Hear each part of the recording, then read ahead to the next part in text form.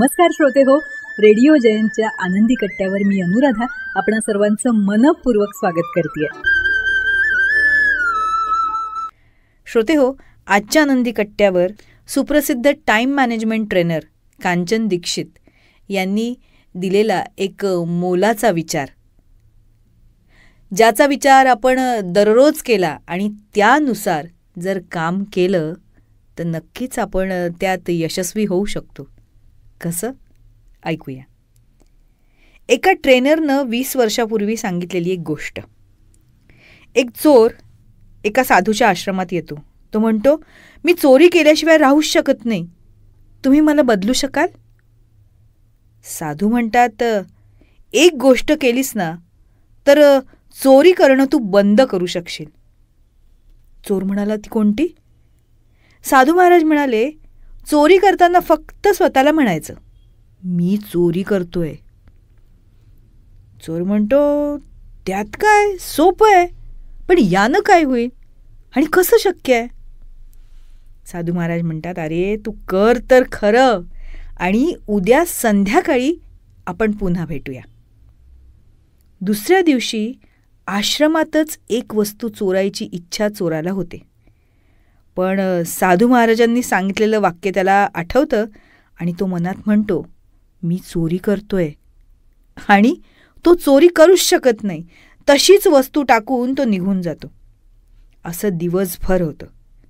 संध्याकाळी रिकाम्या हातानं तो साधू महाराजांकडे येतो आणि म्हणतो, महाराज, मी इतकी वर्ष चोरी करतोय, पण आज मी साधी सुईसुद्धा चोरी करू शकलो नाही, असं का?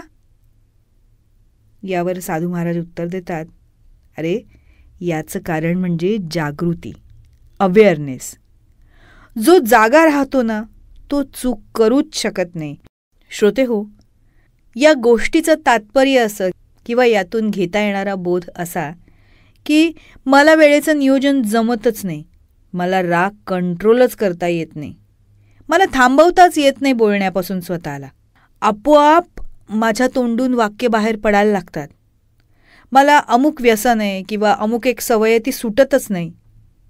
या सगळ्या प्रश्नाचं उत्तर एक, ते म्हणजे जागं होणं. आपण काय करतोय ना ते बघणं, ते स्वतःला सांगणं, म्हणजेच जागं होणं.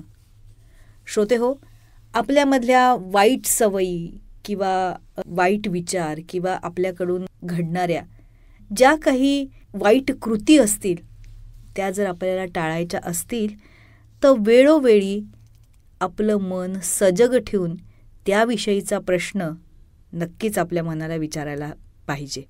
या प्रश्नानं काय होईल तर हा प्रश्नच, मला जमेल हे सगळं, हा प्रश्न तुमच्या मनातून पुसून टाकेल आणि ज्याचं एक सकारात्मक उत्तर असेल, हो जमेल, पण मन सजग ठेवलं तर. हो ना? तेव्हा श्रोते हो, हा होता आनंदी कट्ट्यावरचा आजचा सुंदर विचार. तुम्हाला तो कसा वाटला याविषयीची तुमची कमेंट बॉक्समध्ये नक्की लिहा. आणि त्याचबरोबर रेडिओ जयंतचे दर्जेदार कार्यक्रम ऐकण्यासाठी रेडिओ जयंत लाईक करा, शेअर करा आणि सबस्क्राईब करा. रेडिओ जयंतचं सबस्क्रिप्शन फ्री आहे. आणि त्याचबरोबर नोटिफिकेशनसाठी बेल आयकॉनवर क्लिक करायला सुद्धा विसरू नका.